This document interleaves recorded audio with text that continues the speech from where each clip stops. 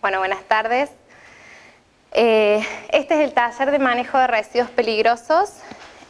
Como objetivo principal, la idea es traerles mucho de la parte operativa para que vean, para que tengan un poco más de idea cuando se topen con la realidad o si ya están en esto. Y generar un ámbito de discusión entre nosotros los que somos para aportar lo más que podamos. Entre todos, que sea constructivo. ¿Cuál va a ser la temática que vamos a tratar?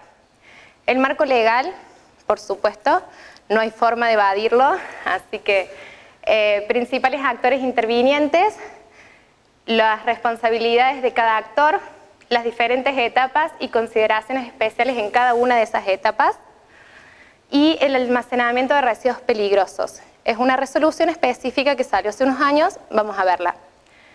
Manipulación de residuos peligrosos en todas sus etapas, vamos a ver 3 casos prácticos y un simulacro si es que llegamos, por eso trajimos todo esto. En lo que respecta al marco legal, a nivel nacional nosotros tenemos la ley 24051, que data del año 91. Yo eso lo puse como importante porque no es una ley de presupuestos mínimos. ¿Eso qué significa? Que las provincias pueden adherir o no, tienen la libertad de adherir o no a esa ley, y eso genera muchos escenarios a nivel provincial, como lo que yo les puse ahí abajo. A nivel provincial tenemos diferentes situaciones, como que cada provincia pueda tener la libertad de desarrollar una ley propia y ponerla en funcionamiento o adherir a la otra. En esta situación tenemos, por ejemplo, Cava, que es la Ciudad Autónoma de Buenos Aires, que tiene una ley de residuos patógenos del año 99, tiene su decreto y tiene una ley de residuos peligrosos que data del año 2006. En lo que es provincia de Buenos Aires, también tiene una ley, la 11.347 del año 92, de residuos patógenos, tiene su decreto reglamentario y a su vez tiene una ley, la 11.720 de residuos especiales, que ellos le llaman, es lo mismo que decir residuos peligrosos, nada más que ellos lo llaman como residuos especiales. Esa es la otra problemática que genera, que empiezan a circular muchos sinónimos para hablar de una misma cosa, y eso genera mucha confusión, más a la hora operativa cuando tenemos que ver qué es lo que hacemos. En Córdoba, bueno, nosotros sí estamos adheridos a la Ley Nacional 24051 y tenemos el decreto reglamentario 2149. En Santa Fe tienen el decreto 388 del año 2000 de residuos patógenos y el decreto de residuos peligrosos, que es el 1844. En Mendoza es la misma situación de Córdoba, ellos también adhirieron a la ley nacional. Tienen su decreto reglamentario 2625 y a su vez tienen otra ley que es la de patógenos y farmacéuticos. Eso es como para que veamos que en todo el territorio de Argentina hay un escenario bastante complejo en cuanto a lo que es manejo de residuos peligrosos. No es simplemente la ley nacional 24051, sino que tenemos que ver un poquito más en profundidad. Pero bueno, hoy vamos a tocar la ley 24051. Decime. En realidad lo que nos comentaron a nosotros es que van a modificar la ley 24051, pero a nivel nacional, no a nivel de Córdoba. Es lo único que por lo menos informaron en estos talleres que hacen de consultores ambientales. Pero está en tratativa y no han dicho más que eso. ¿Qué etapas contempla la ley 24051? Contempla tanto lo que es la generación, la manipulación, el transporte, el tratamiento y la disposición final. Eso quiere decir que tenemos que estar alertas en todas estas etapas y cada una tiene una situación particular. Los principales actores que se encuentran en esta ley 24051 son los generadores, los transportistas y los operadores. Cuando hablamos de generador es toda persona física o jurídica que como resultado de sus actos o de cualquier proceso, operación o actividad, produzca residuos clasificados dentro de lo que es el anexo 1 o el anexo 2 de la ley 24051, que es lo que dice más abajo. Los transportistas son las personas físicas o jurídicas responsables de transportar estos residuos peligrosos, de llevarlos desde el punto de generación hacia el punto de operación o tratamiento. Y el operador es la persona responsable por la operación completa de una instalación o planta de tratamiento y disposición final de los residuos peligrosos. Entonces tenemos tres figuras bien diferenciadas. El generador, que es donde vamos a generar todos los residuos, el transportista, que lo va a llevar desde ese punto hacia el punto donde se van a tratar o disponer, y el operador, que es el que va a hacer el tratamiento final. ¿Qué consideraciones tenemos que tener en cuenta en cuanto, más que nada, a lo administrativo legal? Los tres deben inscribirse en el registro de generadores y operadores de residuos peligrosos. ¿Qué consta esta inscripción? Es hacer una presentación, una declaración jurada. Tenemos que tener en cuenta que esta declaración jurada la tenemos que renovar anualmente. Esa renovación es la misma presentación de esa declaración jurada todos los años. Todos los años tenemos que pagar una tasa que va a estar en función de la cantidad y la peligrosidad de nuestros residuos. Y cada uno tiene que cumplir, en el caso de los operadores, con las exigencias del capítulo 4 de la ley, en el caso de los transportistas, el capítulo 5, y en el caso de los operadores, el capítulo 6. Todo esto, el cumplir con todo esto, es lo que nos va a dar el certificado ambiental anual, que es lo que en una inspección nos van a pedir que mostremos. Bueno, de estos tres actores que nosotros mencionamos recién, tienen distintas responsabilidades. ¿La ley de qué habla? Todo generador de residuos peligrosos es responsable en calidad de dueño de los mismos, de todo daño producido por estos en los términos del capítulo 7 de la ley. Bueno, eso lo puse porque lo dice así tal cual. Pero ¿qué es lo importante? Que esa responsabilidad no desaparece por el tratamiento. Eso hay que tenerlo muy en cuenta. Sí, en el caso de que sea un tratamiento defectuoso y que por ese tratamiento defectuoso generáramos otro tipo de daños, o se generan por eso en particular, pero no porque por la misma peligrosidad de los residuos. Y el transportista es responsable en calidad de guardián de los residuos. Tiene cierta responsabilidad, pero el generador nunca se desliga de esa responsabilidad inicial. Eso hay que tenerlo presente siempre. La otra. No, creo que había una antes. ¿No? La ley también habla de un régimen penal. Esto quiere decir que en el caso de que nuestros residuos provocaran algún tipo de daño a las personas o al medio ambiente, podemos llegar a ir presos. Eso también hay que tenerlo en cuenta. Si el hecho está seguido de la muerte de alguna persona, la pena va de 10 a 25 años de prisión. Si el hecho cometido es por imprudencia o negligencia, por impericia en el propio arte de la profesión o por inobservancia, el generador puede tener una prisión de 1 mes a 2 años. Y si resulta en enfermedad o muerte de la persona, de 6 meses a los 3 años.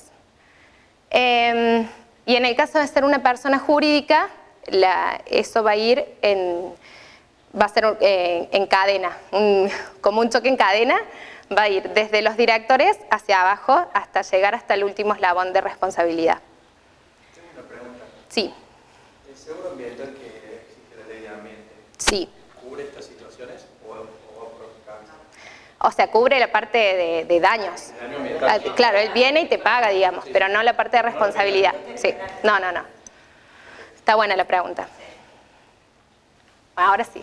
O sea, pagas y encima ofreces. Claro, exactamente. Pero bueno, la empresa te desliga por lo menos del pago del costo que te Y que son, pone la contingencia que tenés que y que son costos elevados, pero...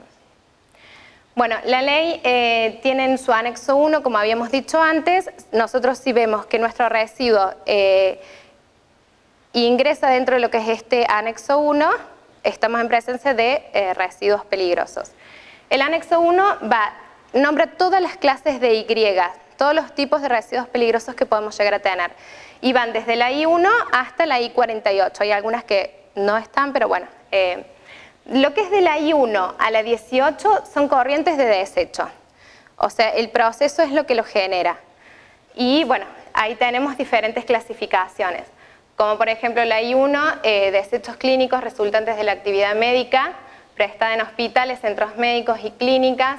Y 3 desechos de medicamentos y productos farmacéuticos para la salud y animal, y 14 sustancias químicas de desechos no identificadas o nuevas resultantes de la investigación y el desarrollo de actividades de enseñanza y cuyos efectos en el ser humano o el medio ambiente no se conozcan. Eso por ponerles un ejemplo. La otra, y desde la I19 en adelante, son los desechos que tengan como constituyente tal material. En este caso, por ejemplo, I19, metales carbonilos, I20, berilio, compuestos del berilio, I21, compuestos del cromo hexavalente, y así sigue mencionándolos. Hasta que por último llegamos a la I48, que la I48 son todos los sólidos que tengamos contaminados con alguna de las corrientes antes descritas. Esto es importante mencionarlo porque la I48 no va sola por sí sola. Tiene que ir acompañada de algún agente contaminante. Después tenemos el anexo 2, que nos va a decir las clases de peligrosidad que pueden llegar a tener nuestros residuos. Cuando no lo podemos encuadrar en lo que es el anexo 1, que son las Y, vamos a ver el anexo 2, a ver si nuestro residuo presenta alguna de esas peligrosidades. Y esas, acá están ordenadas. El primer número es por clase de las Naciones Unidas y el segundo es el número del código que nos da la ley, y por último las características. Entonces, como 1 y H1 son explosivos y H3 líquidos inflamables, H4.1 sólidos inflamables, sustancias o desechos susceptibles de combustión espontánea, H4.2, H4.3 sustancias o desechos que en contacto con el agua emiten gases inflamables. Y así tenemos oxidantes, peróxidos orgánicos, tóxicos, sustancias infecciosas, corrosivas, sustancias tóxicas, ecotóxicas y sustancias que pueden, por algún medio, después de su eliminación, dar origen a otras sustancias que sean también peligrosas.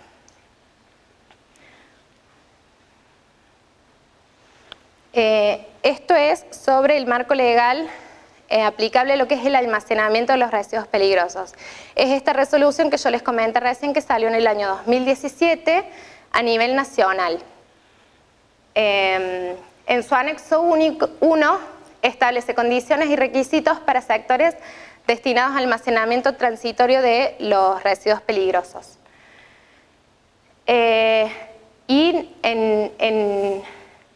Nos da estas condiciones tanto para los generadores como para los operadores. A los generadores los ubica en un A1 en el recinto de almacenaje, A2 en los puntos de generación, cuáles son las consideraciones que tenemos que tener en cuenta, y A3 los almacenamientos transitorios para generadores de residuos patógenos. Y bueno, los operadores que no están desarrollados acá, pero para que lo sepan. En la siguiente. A1. Esto es importante.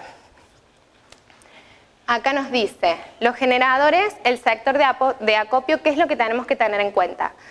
Deberá estar claramente delimitado, identificado y con acceso restringido, y tiene que sí o sí tener la leyenda que diga acceso restringido a almacenamiento de residuos peligrosos. Tiene que hallarse separado de otras áreas de usos diferentes, con distancias adecuadas según el riesgo que presenten, impidiendo el contacto y o la mezcla con residuos no peligrosos, insumos o materias primas.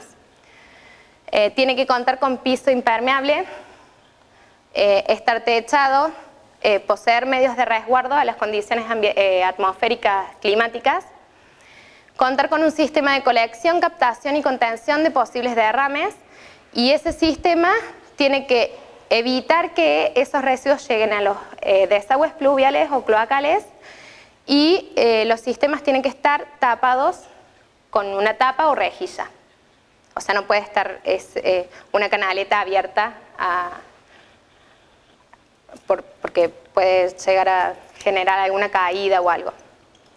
Poseer dimensiones acordes a la tasa de generación de los residuos y a la periodicidad de su retiro.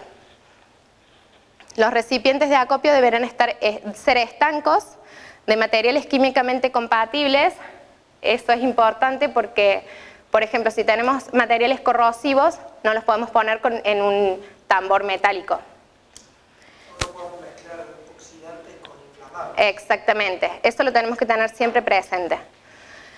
Tapados o cerrados, impidiendo el contacto y o la mezcla con residuos no peligrosos, insumos o materias primas. ¿Esto por qué? Esto tiene un porqué. Porque si nosotros, o sea, si de repente tenemos un derrame, estamos contaminando esa materia prima, esos insumos, y estamos generando más cantidad de residuos peligrosos. A eso apunta. Los recipientes deberán estar rotulados con indeleble y que no sean inalterables, conteniendo la siguiente información. Descripción, las categorías Y, su característica de peligrosidad, que son las H que vimos, y el nombre del generador. Los residuos peligrosos deberán mantenerse ordenadamente, de forma que permita su sencilla contabilización, dejando un pasaje de 1 metro de ancho. Eso, bueno, hay que ver también cómo es el depósito, si hay que tener cierta coherencia ahí. Sí. Complica, ¿no? Pero esto es lo que establece y hay que ir hacia eso. Que nos den bola en las empresas es otra cosa. La otra, Vani. Yo dije que establecía consideraciones a tener en cuenta tanto para el acopio como para los puntos de generación.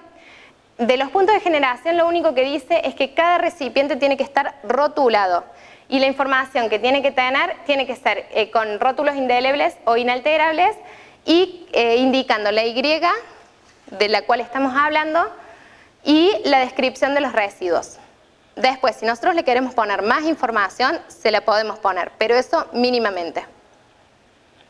En establecimientos generadores de residuos patógenos, en esta resolución hace referencia que tienen que cumplir con lo que establece la resolución 134 del año 2016, anexo 1, que es la resolución que dice directrices nacionales para la gestión de residuos de establecimientos de atención para la salud, que es la próxima.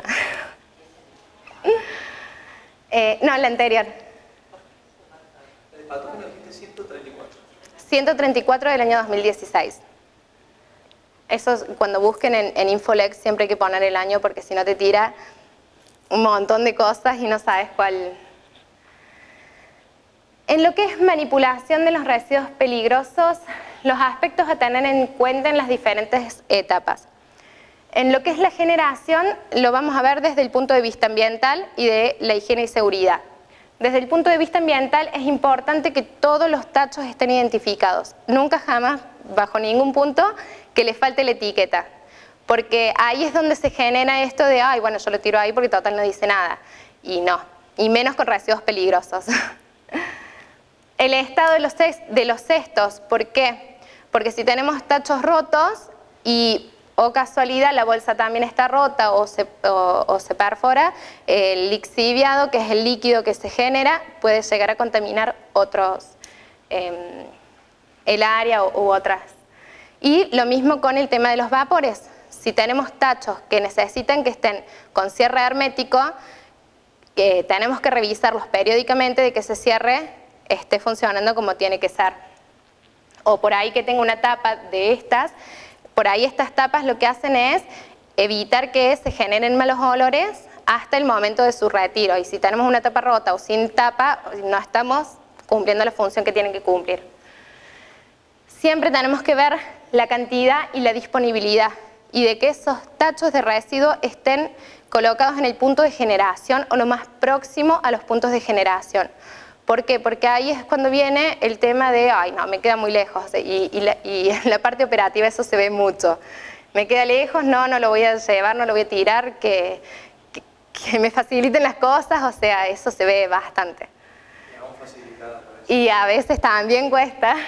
Es cultural. Sí, no, ni hablar. Pero bueno, hay que, viste, brindarle todas las herramientas como para que no pase. Para eso es muy útil hacer planos con los puntos de generación.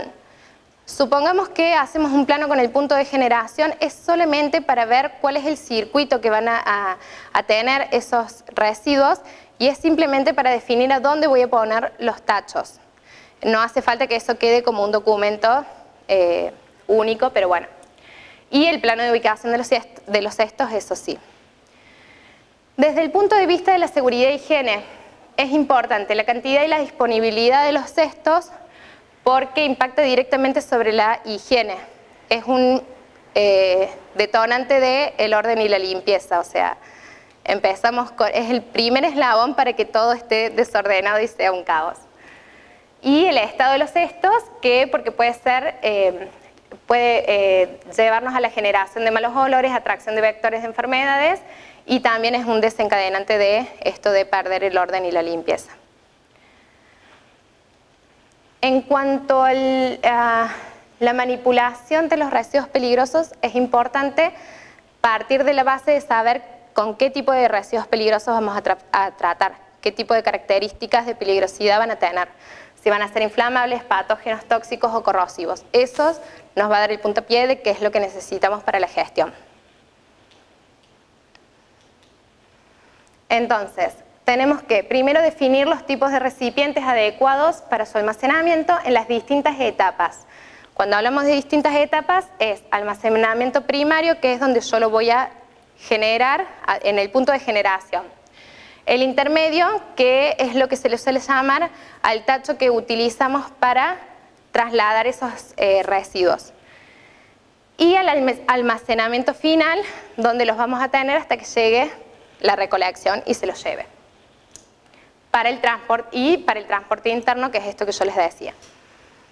Para esto tenemos que tener en cuenta el volumen que se genera, el tiempo de almacenamiento que lo vamos a tener ahí, las características de que van a tener esos residuos peligrosos, que tengamos un diseño uniforme de los tachos, porque no elijamos uno exorbitante que después sabemos que no lo vamos a conseguir nunca más y tenemos uno totalmente diferente a todos los otros, o sea, en eso mantengamos hace referencia a eso.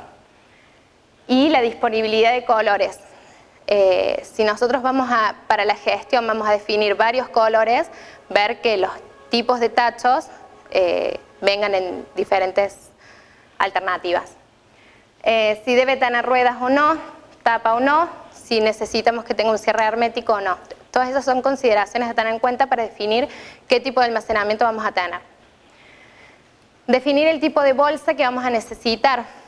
En el caso de los residuos peligrosos, por lo general necesitamos bolsas que sean resistentes y para eso vienen bolsas de diferentes micrones, que son espesores. Definir los EPP necesarios para el personal afectado a la manipulación en las diferentes etapas que decíamos, generación inicial, en la recolección intermedia que vamos a hacer y después para preparar, por ejemplo, para un retiro. Contar con un procedimiento en caso de emergencia, vertidos accidental dentro del establecimiento. Eso siempre. Contar con los elementos de contención y limpieza para esos casos de emergencia y capacitar a todo el personal involucrado en las diferentes etapas, incluido el personal de limpieza. Porque por lo general nos olvidamos del personal de limpieza y es el que más está en contacto con el tema de los residuos. Por muchos factores. En la otra. Bueno, yo acá les puse más o menos a modo visual, así para que vean qué tipo de contenedores hay. Cuando hablamos de un almacenamiento inicial, tenemos los de cierre hermético que yo les contaba, que pueden ser de metal o plástico. Estos se suelen utilizar cuando son tóxicos o generan vapores o gases. Residuos patógenos cortopunzantes, tenemos estos que están acá, que no sé si los han visto en hospitales, en consultorios odontológicos. Cuando hablamos de residuos líquidos, de comprar bidones o bidones ya sean chicos, suelen venir de 5, de 20, de 60 litros, de 200 litros, pero son bidones específicos para eso. Tienen una resistencia específica y están diseñados para eso, no son el bidón de 5 litros que usamos para la limpieza o para cualquier cosa.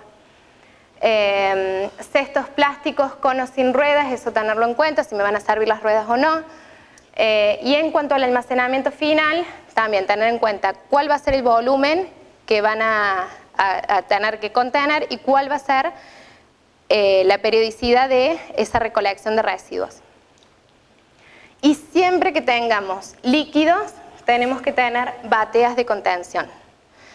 Siempre, ya sean para bidones chicos, para tambores de 200 litros, en un depósito de inflamables o en un depósito de residuos, donde tenemos muchos, se hará y se construirá una barrera de contención específicamente para eso, pero hay que ver también de qué estamos hablando y en qué situaciones aplica uno u otra cosa. Esto lo puse a modo de información. Esto es cuando tenemos que hacer la manipulación de los residuos para tener en cuenta. Tenemos bateas que son móviles y se vuelcan con el accionamiento manual o automático por ahí. Tenemos bateas que se abren por abajo. Si disponemos de un autoelevador, eso está bueno cuando tenemos contenedores y hay que vaciarlos en ellos. Bueno, estos que son soportes para tambores también sirven para trasladar los tambores, que eso suele ser un punto también bastante...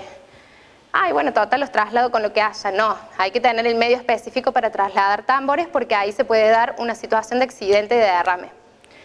Vienen los carritos, viene ese soporte que tiene ruedas, entonces vos colocas el tambor ahí arriba y lo llevas. Eso está muy bueno. Y bueno, por supuesto los bins, bins se llaman, los que tienen 600 litros de capacidad y son bastante resistentes. Vienen con tapa, que eso también hay que tenerlo en cuenta porque era una de las exigencias que habíamos visto en los almacenamientos y acopio.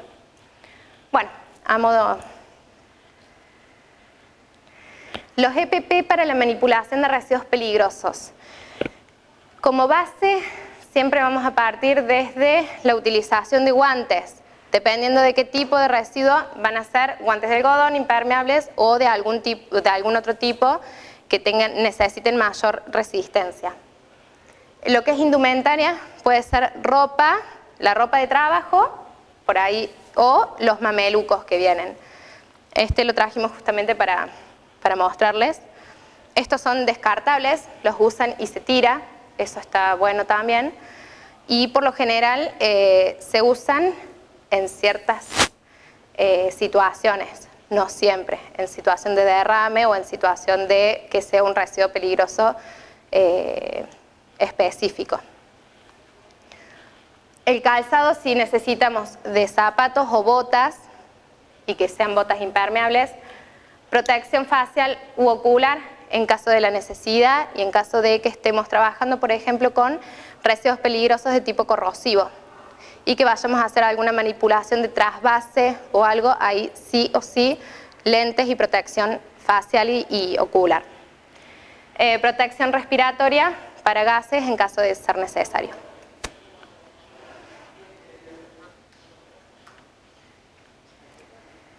Esto es equipamiento de emergencia para los casos de derrame. Acá vienen muchas cosas y tenemos un abanico bastante grande para elegir lo que nos pueda llegar a ser útil.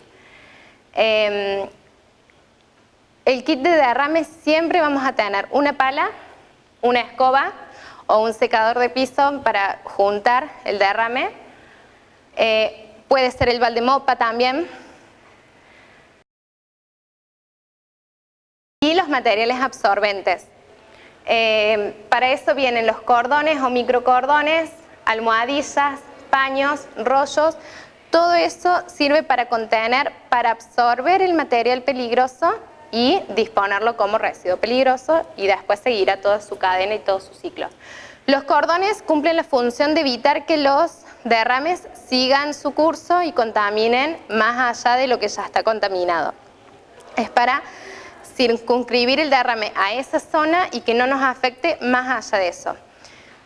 Si estamos cerca a un desagüe pluvial, por supuesto que vamos a poner el cordón evitando de que ese derrame se nos vaya hacia el desagüe. Después tenemos vermiculita, yo les traje acá para que lo vean. Esto es un mineral y se usa mucho porque es muy liviano, entonces no estamos aportando un peso específico muy grande a lo que es el residuo en sí del derrame, sino que es bastante liviano, entonces con eso evitamos de producir mayor generación y mayor peso más que nada. ¿Es la misma que se usa para la losa? Sí, sí, es el mismo mineral. Eso es vermiculita, también viene tierra de diatomea, pero la tierra de diatomea es bastante más pesado. Entonces ahí ya estamos generando, y no se olviden que los residuos peligrosos van por peso. Es bastante, y cuestan. Las almohadillas, estas, por ejemplo, están hechos de diferentes absorbentes adentro en función de lo que se necesite y del costo, principalmente. Bueno, todos estos, los paños, las almohadillas, los cordones, tienen diferentes características y los vamos a elegir en función de cuál sea nuestro residuo peligroso y qué características vamos a necesitar. Yo ahí le puse dos de ellas, que sean hidrófugos, que son los que repelen el agua.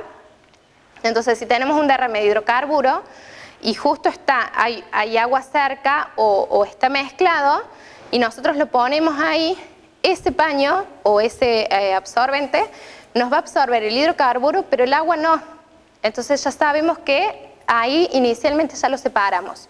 Y tenemos el absorbente contaminado con hidrocarburo y el agua por otro lado. O que sean ignífugos que resisten el calor o el fuego. Eso también dependiendo de qué tipo de planta estemos operando. Guantes impermeables y la señalización. Nunca nos tenemos que olvidar de la señalización. Menos en estas situaciones de emergencia. Porque nunca falta alguien que venga y que primero que se pueden caer, resbalarse y caer, porque por lo general suelen ser sustancias que resbalosas. Y segundo, para no generar más contaminación de la que ya estamos generando. No se olviden que si nosotros venimos y pisamos un derrame, lo estamos trasladando por todo el sector. Bueno, llegamos a los casos prácticos. Les cuento un caso puntual en una empresa de Córdoba, haciendo un recorrido, había un derrame, no estaba ni demarcado, ni delimitado, ni señalizado, ni nada. Veníamos con el ingeniero de higiene y seguridad y pisamos. Yo habré caminado, no sé, 10 minutos más en la planta, obviamente además de trasladar, como dice la enfermedad, que va llevando la mugre para todos lados, yo sentí que pisaba y era como si me hubiese pisado el Pegabas, te pegabas. se me estaba derritiendo. Corrosivo. Totalmente corrosivo. Cuando empiezo a ver así y miro, y viste que los zapatos de seguridad son altos, así se me despegaba. Me dijo el ingeniero, urgente me lo sacó, porque esto se me llega a llegar al pie. ¿Te llega el pie? Así que me lo saqué, porque mis zapatos que estaban en el auto. Y fíjate lo que es una cosa que parece... de seguridad haciendo la recorrida, a lo que está delimitado puede ser un accidente, independientemente de todo el apuro que dejamos. Me podría haber quemado, se podría haber quemado cualquiera. O sea, y eso yo siempre lo cuento porque yo quedé totalmente asombrada. Sí. Pero por Dios. O sea, tú pero literalmente. Sí. Aparte, algo para tener en cuenta siempre en las actuaciones ante emergencia es la rapidez con la que hay que actuar.